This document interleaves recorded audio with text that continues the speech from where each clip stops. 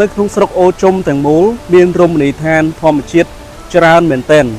បាទនៅក្នុងនោះមានទឹកជ្រោះមួយកន្លែងស្ថិតនៅជិតទីរួមស្រុកអូជុំជាងគេ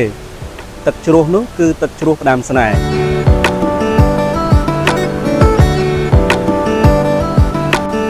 ទឹកជ្រោះផ្ដាំស្នេហ៍មានទីតាំងស្ថិតនៅភូមិធរងចងឃុំអូជុំស្រុកអូជុំខេត្តរតនគិរី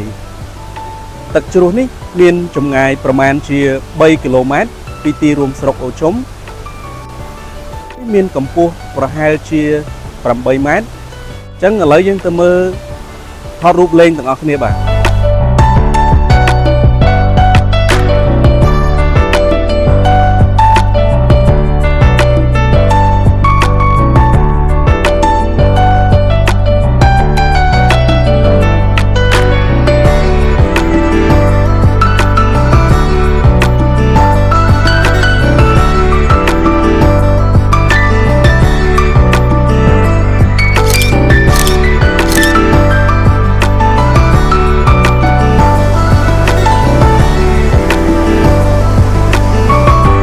ជាចុងក្រោយបើសិនពុកម៉ែបងប្អូនអញ្ជើញមកសម្រាកលំហែកំសាន្តនៅទីនេះ